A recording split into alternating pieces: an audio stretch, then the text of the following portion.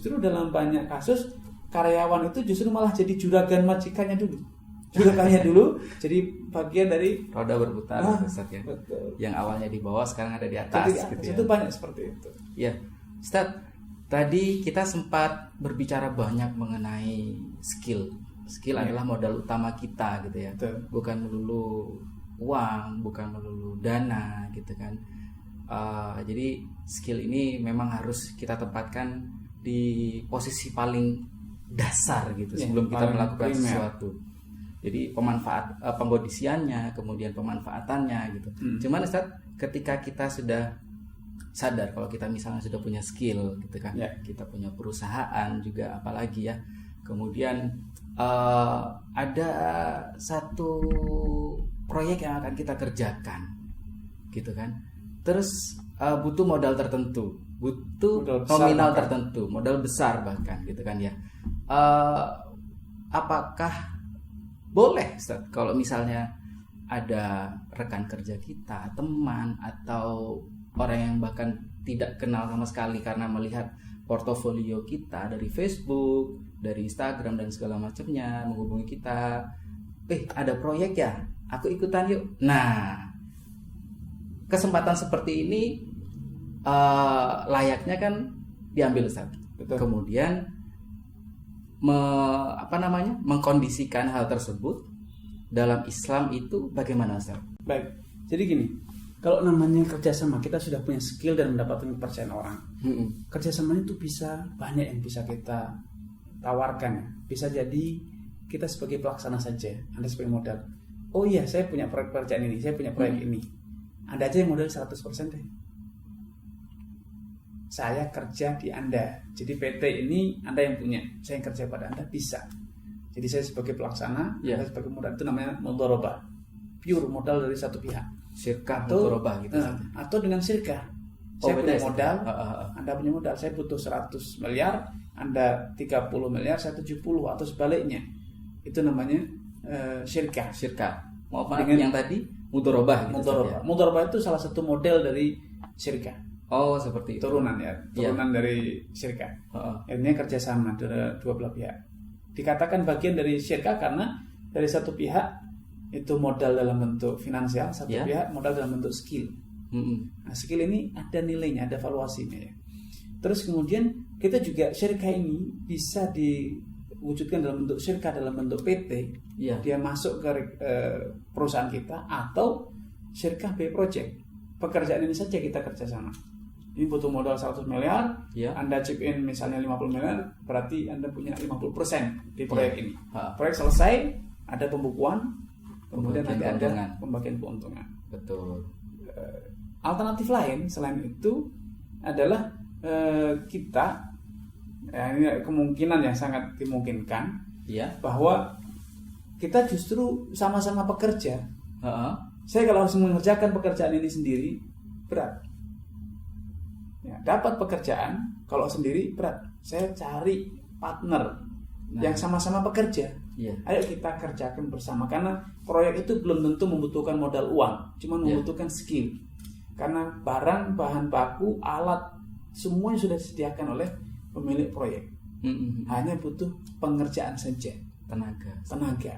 Dia butuh tenaga seperti misalnya instalasi listrik.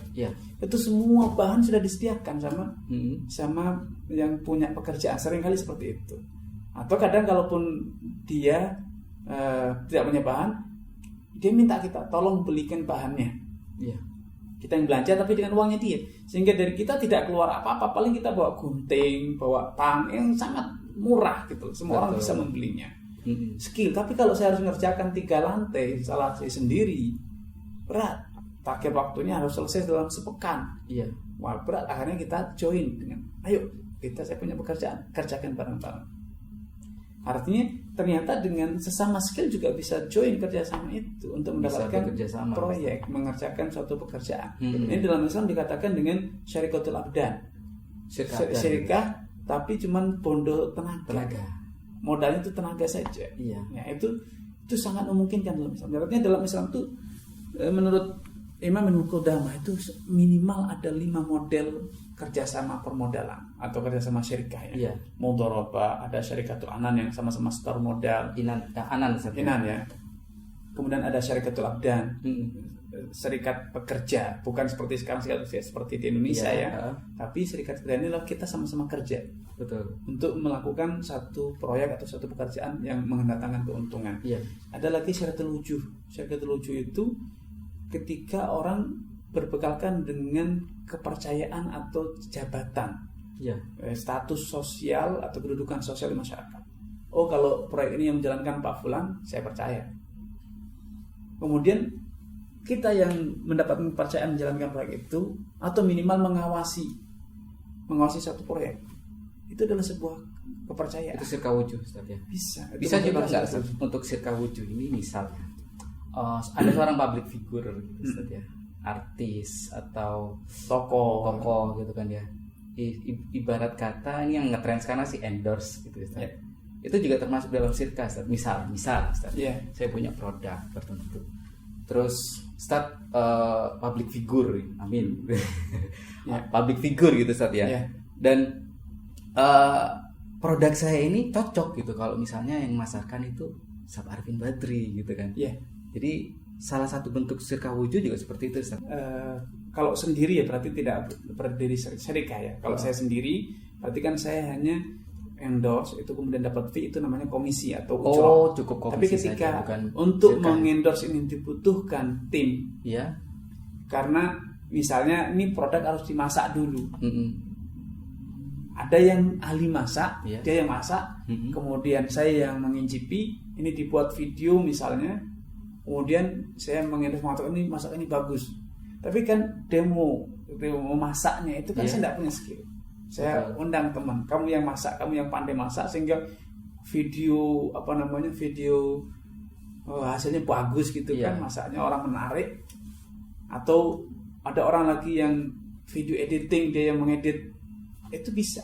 Saya punya skill untuk mengendorse, Anda punya skill, itu masuk dalam syarikatul abdan.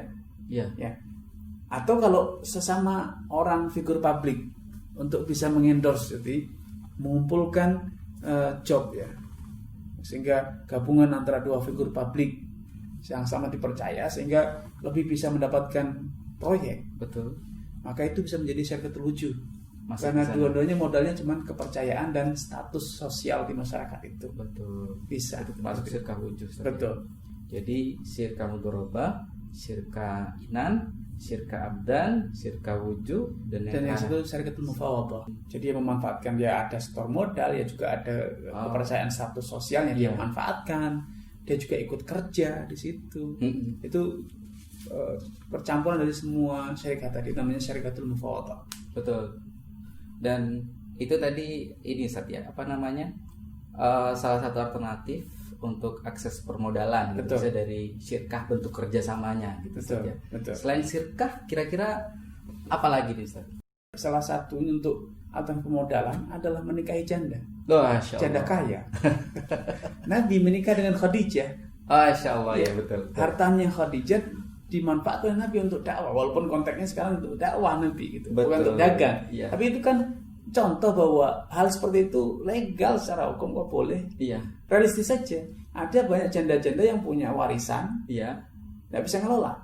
Benar. Kalau Anda bujang, nggak punya modal, ingin cepat kerja, punya skill, ini kayaknya janda kaya punya modal, bisa nanti kerja sama gitu loh. Bisa. Ada yang mengelola asetnya dia atau perusahaannya dia, itu sangat memungkinkan.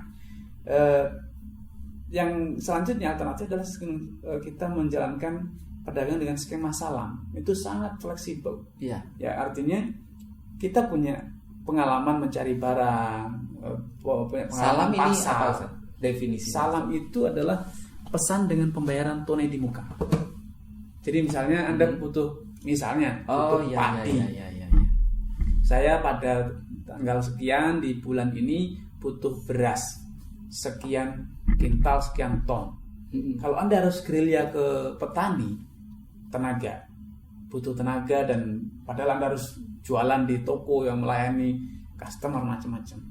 Anda bisa minta ke saya nih, saya kasih nilainya misalnya 1 miliar rupiah. Di tanggal sekian datangkan beras dengan spek 1, 2, 3, 4 disebutkan speknya. Jelas. Sehingga dengan modal itu akhirnya saya gerilya ke pasar, ke petani. Saya beli gabah, saya kelola, saya jemur, saya kondisikan agar hasilnya sesuai dengan kriteria karena saya punya pengalaman di situ. Iya. Kemudian saya giling sesuai dengan permintaan. Pada waktu yang telah disepakati saya datangkan. Itu namanya salam. Sehingga ini sangat fleksibel. Sangat fleksibel. Kenapa? Saya dapat dana tunai di muka. Sehingga dengan dana tunai saya bisa putar, saya bisa membeli barang untuk memenuhi kebutuhan pembeli. Betul. Dan biasanya dengan skema salam ini pembeli bisa mendapatkan harga yang lebih miring. Iya. Karena dia membayar di muka tunai. Iya. Syaratnya itu tunai di muka. Tidak hanya DP ya. Bukan hanya tanda jadi, betul-betul tunai. Ini saling menguntungkan. Pembeli dapat harga murah, penjual bisa dapat dana segar untuk diputar di muka. Betul. Nah, ini yang sangat disarankan ya agar dioptimalkan sekarang. Iya. Ustadz, berbicara mengenai salam gitu Ustadz ya. Sekarang kan ngetren gitu kita sebut dengan dropship. Itu Ustadz ya. Sama atau beda Ustadz ya dengan salam?